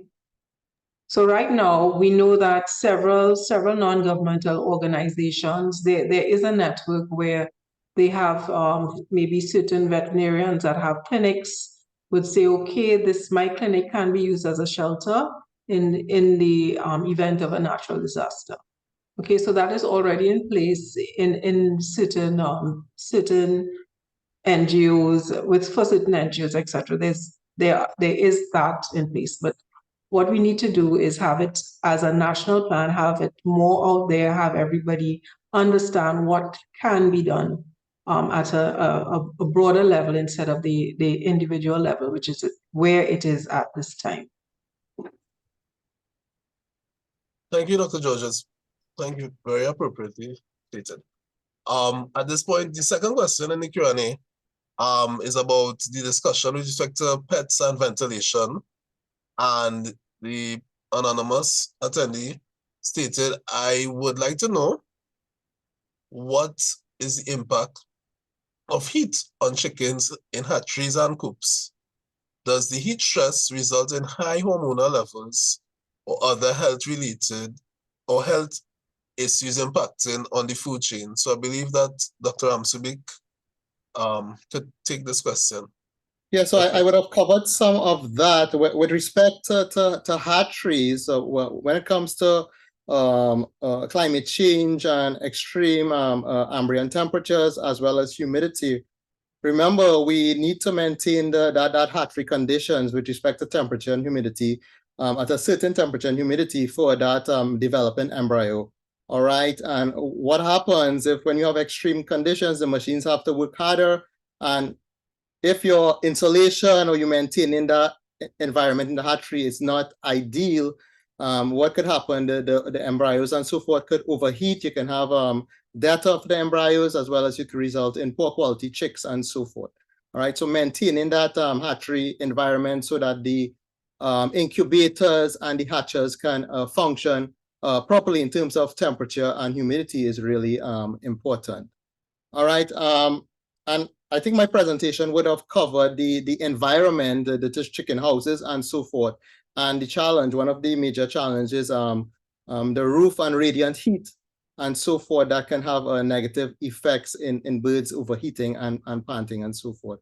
So when we talk about the houses, we're talking about radiant heat, convectional heat, as well as conduction. If the chicken comes in contact with hot surfaces and so forth, all of those things could, result in a heat stress bird and so forth.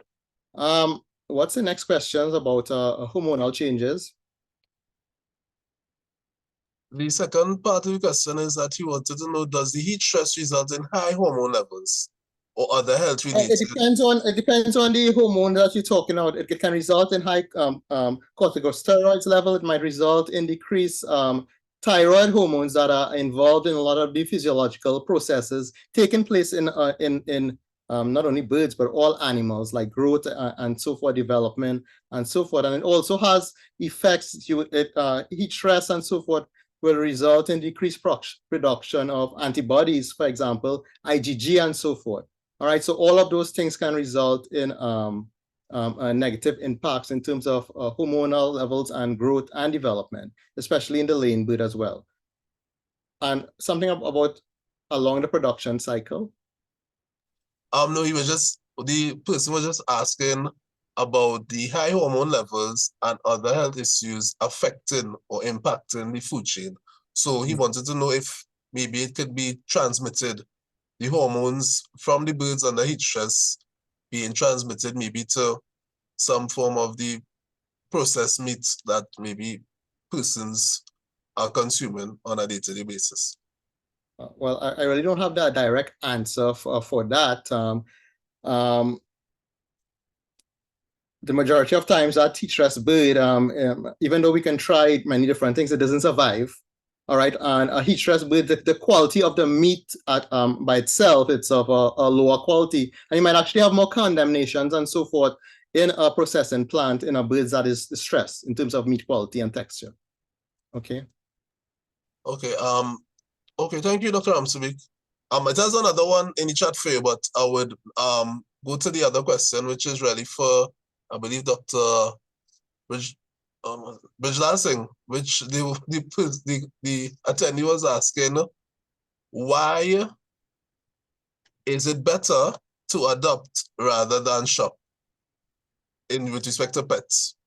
Yeah, thanks for that question. It's a good question, but it's also subject to what you believe. The reason the recommendation is made is because dog breeding is a business. And if you buy a pet or you are part of that movement to buy pets, then you are going to be the demand, and the breeders then must provide the supply. And so you are increasing the number of pets by purposefully breeding. Whereas when you adopt, we already have these animals that have been born and maybe misplaced or not, they don't have owners, they don't have good care. So the movement is really just to try to do more rescuing and more adopting of the population that we already have, instead of trying to make a bigger population. And I didn't include this data because it's a lot of heavy data going into that topic of the contribution of pets ownership to climate change. But there's actually a number where they state that anybody that owns more than 3 pets, and this is documented in certain articles, if you own more than 3 pets, you are overly contributing to climate change. And so because of that, they're dealing with population numbers. And the reason they say adopt, don't shop is just because of a numbers thing. Thank you, Dr. Dr. B, for that very, very concise response to a controversial issue. I believe there is one person from the chat. Dr. Roxanne Hill says, good afternoon. This is a question for Dr. Ramsubeik. What are some suggestions to reduce heat stress when there is elevated humidity in the tunnel house, especially during early mornings, which is 2 a.m. to 5 a.m., when the humidity is at its highest? Well, first of all, you want to, there are a couple of things that we can do. We can focus on, in terms of reducing, you want to reduce the humidity in the tunnel house, first of all, and get it back within the acceptable range. And you can do that by modifying the settings and so forth in the house in terms of air speed and so forth. With respect to the birds and dealing with heat stress birds in a tunnel house, remember it's a controlled environment, but we can also do stuff with respect to what we supplement in the water as well as the feed. The use of antioxidants such as vitamin C, the use of bicarbonates, all trying to target the physiological process in the birds, resulting in that respiratory alkalosis, which is a result of heat stress and so forth. And that person can contact me and we could probably have further discussions. And if they are working or managing a tunnel house, I'm sure we could come up with some practical solutions based on that particular scenario.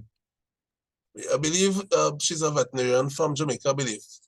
So okay, but you can email me and we could discuss further. But we could actually change the settings in that environment to bring that house back into control a lot easier than an open-sided house, right? Okay. Thank you, Dr. Ramsubeik. It has another, everybody love you, Dr. Ramsubeik. It has another question here with respect to poultry. They were stating, what would heat exhaustion / stroke look like for ducks? Would it be same as chickens? That is the question. It will be similar, but when it comes to ducks, I think ducklings are probably more susceptible to heat stress than the adult ducks. Now, the genetics is a little bit different compared to our fast-growing broilers and so forth. But the presentation will be similar in terms of panting, wings spread out. Sometimes the ducks will just sit, not move with their eyes closed, and sometimes they might be lying to the side. So it's a similar presentation, but I think the ducklings are more of a concern when it comes to heat stress. Okay. And the final question about birds in the chat for this time is, to what extent does climate change affect circadian clock in birds or circadian rhythms in birds? That is the question. Maybe towards you, Dr. Ramsubeik. Yeah, so I really don't have a direct answer to that question. That's something I would have to go and research and probably get back to you on. Okay. Thank you, Doc. So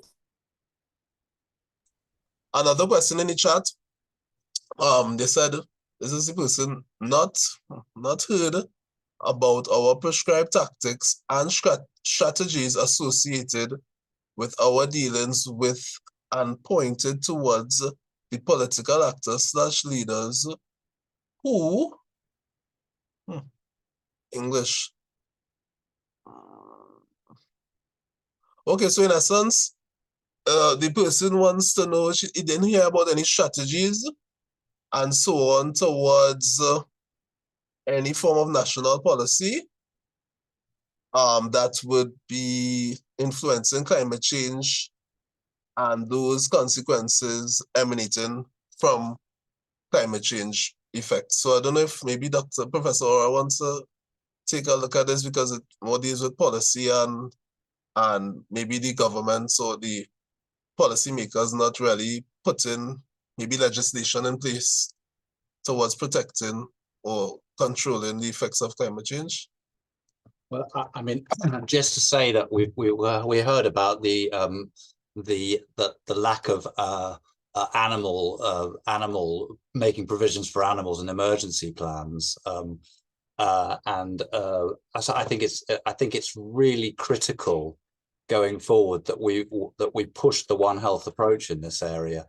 Because as we mentioned earlier, One Health is all about getting all the appropriate people around the table to give, so they can make sure that all the things that should be included in these policies and plans should be included. And that goes right to the top. That goes right to the government, because it's not realistic and it's not efficient and it's not proper that certain things are left out of these plans. You know, there was a lot of studies done around why people stayed in their houses during hurricanes when they were told to leave in various parts of the world. And the reasons, one of the biggest reasons, was they stayed with their animals. They stayed with their pets. They didn't want to use them, to leave them, because there was nothing in place to be able to take their pets out.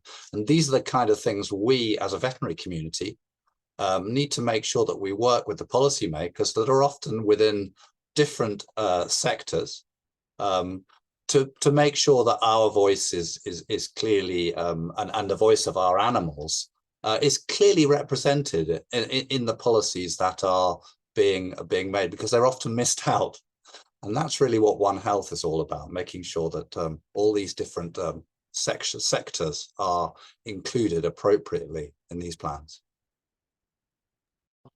Thank you, Prof. You actually answered appropriately, because in essence, you wanted to know if we, as a university, having any strategic or any tactics towards informing government as well as political actors to the effects of climate change and the effects on our animal health.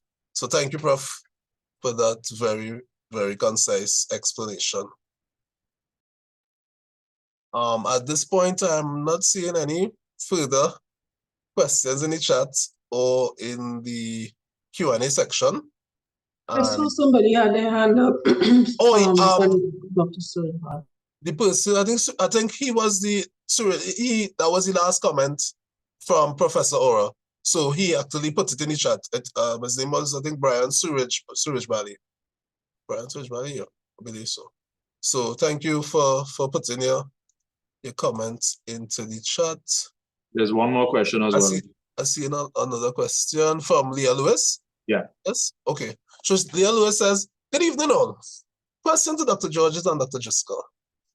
How would our vets be used in a coordinated post-flash flooding response for farmers in reducing animal loss, which commonly happens locally?" Thank you. Dr. Georges, you want to take that, or you want me to start? Okay, so I can start. So it's a very complex issue that has to start from where do you set up your business, number one, okay? And so it's advised, of course, to have it in a no flooding zone, etc. It also depends on having a communication system, early warning system, to know when something is going to happen in terms of flooding. Sometimes there's nothing really that can be done. You will have some kind of loss. For those animals that can be evacuated, it's something that we need to work on to find a specific area of a specific field, depending on the type of animal that you would be able to evacuate. So it's a very complex issue, and unfortunately, it's going to be a problem for all farmers, especially if you have something like chickens, in some kind of building, or ducks, or etc. That you just would not be able to evacuate. So it's all about from how you're going to start your business, start your farm, where we're going to put it, to help reduce the impact of these types of events on your system, in your production system. Okay, but you cannot save everything. You always will have some type of loss, unfortunately.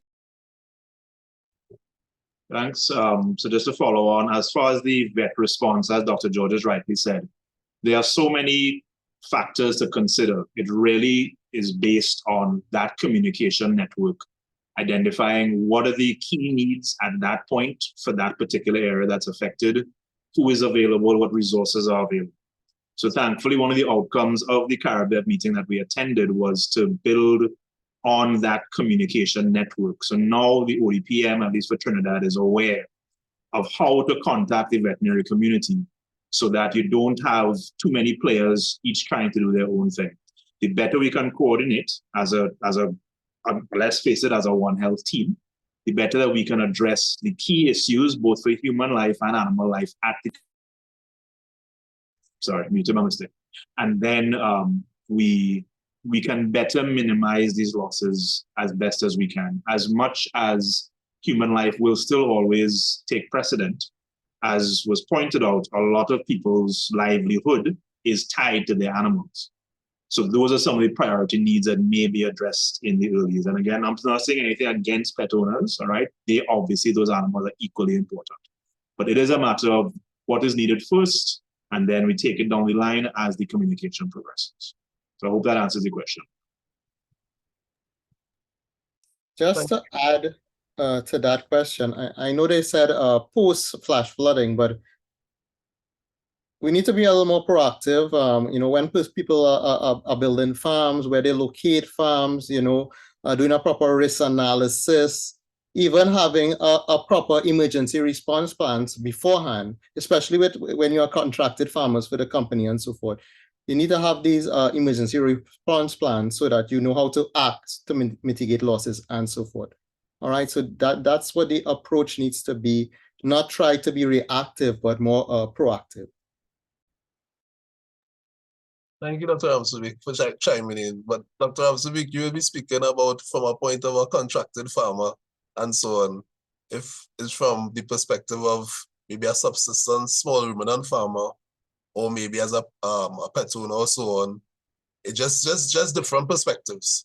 Okay, the contracted farmer is more of a rigid system, because you will have to be accountable in essence to the company, because the birds are not your birds. So it will be easier to put in place for the poultry sector as opposed to maybe the small ruminant sector, which, especially if you have a small amount of subsistence farmers having issues with flooding every year. Okay, but it's a good point. I agree with what you're saying, yeah. It's a good point. Thank you. It's a good point from everyone. It's actually it actually shows how multifactorial some of these issues are, and how you can't just look at it from like one lens or from one perspective if you want to achieve the greater goal. Okay, I have so the chat. I've seen a couple more questions in the chat. If we so they were saying in the chat, are there any compensation arrangements for farmers in the case of natural disasters? So I don't know if Dr. Georges, you want to take this one, as you dealt with natural disasters? In general, there are no direct compensations, but sometimes you will get compensated. So it all depends. Okay, I know at certain times there was some compensation when there was flooding, but it's not something that is written into the books or if there's legislation on. So yeah. Thank you, Doc, because I know when the floodings in 2018, from my knowledge, I know farmers did get compensated, but that might have just been a one-off time, and it was to prove, and it could have proven if you had drowned animals are drowned and so on, and you maybe account the amount of carcasses and so on, which was a hard thing to do at the time, but the government at that time was given some form of remuneration. But again, as you said, it is that was a one-off thing and not anything in legislation. Okay. So I believe that is all from the chat and the Q&A. I have to thank all panelists as well. The discussion was nice.